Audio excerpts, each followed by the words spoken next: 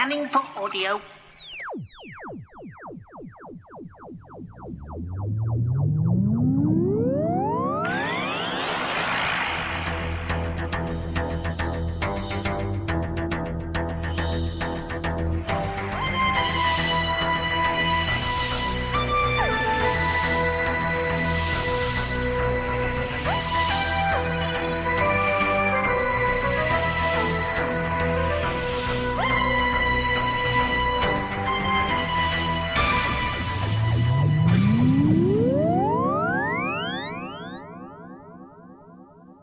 Welcome to a Tin Dog podcast, talking about the last of the Colophon. Now, you've been hanging around listening to Tom Baker, having a perfectly lovely time. Tom's been great. He's a lot more on form. He sounds like his original self, despite the fact that he's over 80 now, and he's playing something he did, 40 years ago. Louise Jameson is brilliant. Yes, I can lament the fact that we can't have some of the other companions, but you know what? I just don't care. I'm having such a good time listening to these tales. Now, all of these discs, as you know, as I've gone on about, are single disc stories, which consist basically of 2 episodes.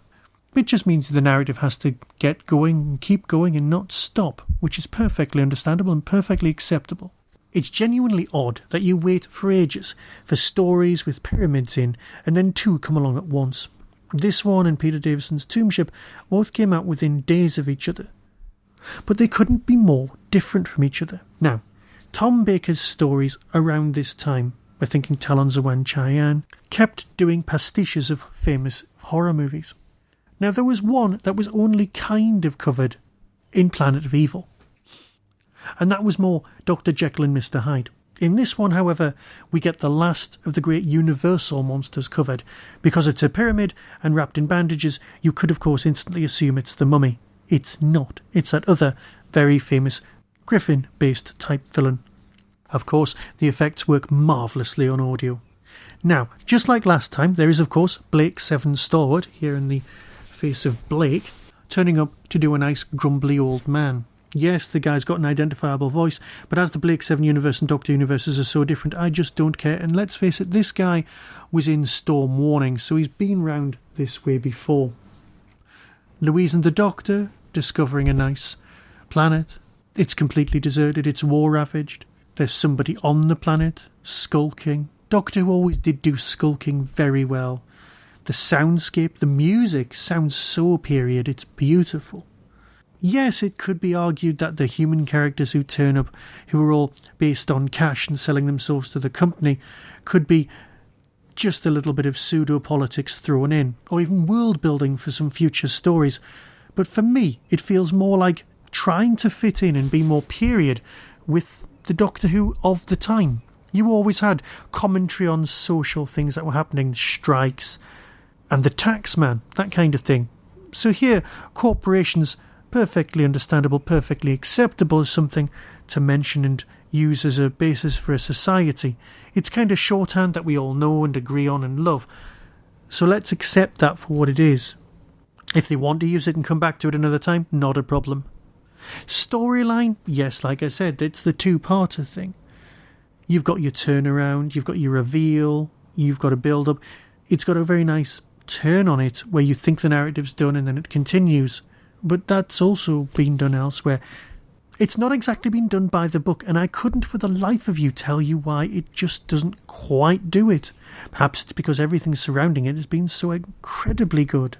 Tom's good, Louise is great, so I just don't know.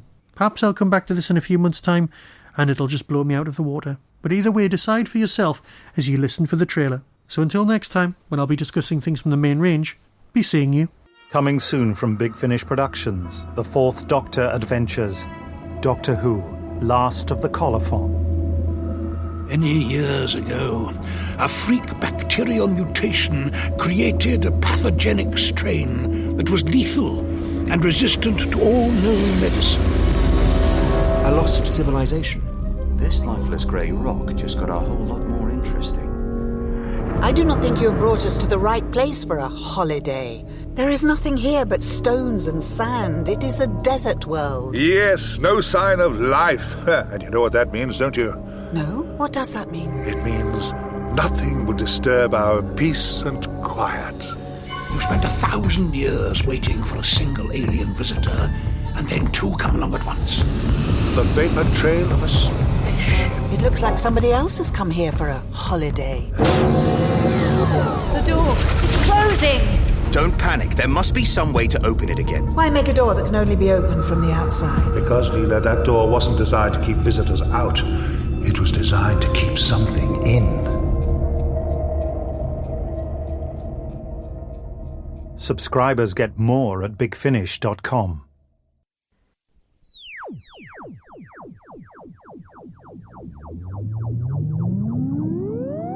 You've been listening to the Tin Dog Podcast. Doctor Who and its connected properties are copyright and trademark of the BBC. No infringement is intended. To contact the show, email tin-dog@hotmail.co.uk. Whostrology, a Time Traveller's Almanac, is available through Telos Publishing or Amazon. Visit www.whostrology.com for further information. The Tin Dog Podcast is a founder member of the Doctor Who Podcast Alliance. Hello everyone at the Babylon 5 podcast. Yes, this is Michael, host of the Tin Dog Podcast, but as always, that's not what's important. What is important is what a fantastic job you 3 guys are doing.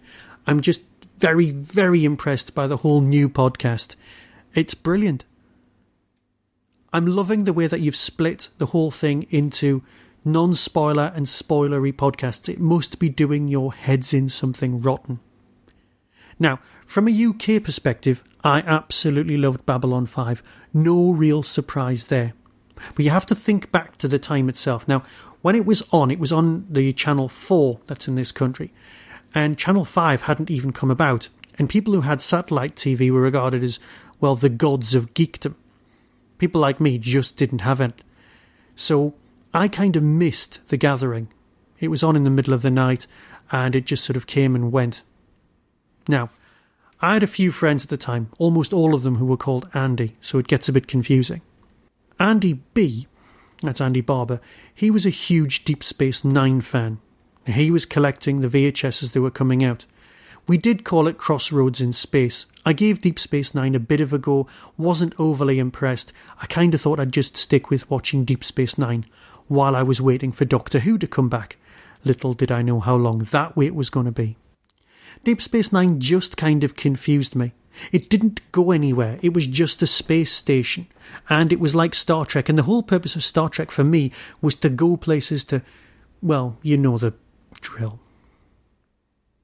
So then came along Babylon 5. And the guy who sat behind me at university was also called Andrew. Also a massive Star Trek fan. But when Babylon 5 came about, he kind of gave that a go. And so did I, which gave us something else to talk about. Because let's face it, on my desk you were finding TARDISes and all sorts of, well, half-built K9s, but let's not talk about that. Babylon 5 gave us something mutual to discuss, which was fantastic. Everyone around us sort of started joining in on that one. Now, Channel 4 was quite good at showing sci-fi in order. Babylon 5 did become quite big in this country. Because BBC Two was showing Deep Space Nine, and it only ever showed it the once. It wasn't until we got satellite TV that I managed to watch Deep Space Nine from beginning to end, watching it daily. Now, at that point, the programme basically became a soap, and I could enjoy it a lot more. But it was so different from Babylon 5. The only thing that they had in common was basically that at its hub, at the centre, was a space station. But Star Trek's got its gravity plating, its transporters. Babylon 5 felt real. Now, some people pick on Babylon 5 saying the corridors are just cheap-looking corridors, but in reality, most corridors are fairly cheap-looking. It did look real, it looked grimy, it had litter. You never saw litter in Star Trek. And of course, as time went by, you really realised what you were buying into, storyline-wise. Yes, huge sections are lifted from Lord of the Rings, but you know what? Lord of the Rings was just a series of books that a handful of geeks had read. All right, a very big handful. But let's face it, it wasn't the massive juggernaut that it is these days. So when somebody said Zahadoom, that's all it was. It wasn't literally until I was sat in the cinema watching Lord of the Rings that I went, Oh, I get it now. When friends who had read Lord of the Rings came along and went, you know, these plots are very similar. But that's the overall story arc. That's not what the characters are about. And as a Doctor Who fan, you know I'm going to love characters. You know I'm going to love acting. And yes, it was gutted about what happens between the end of Series 1 and Series 2. But I was pleased when I finally got to see The Gathering on VHS, the difference between The Gathering and the series. I've been inspired by you to dig out the old VHS and see if I can find a player and watch them all again, or try and track them down on DVD.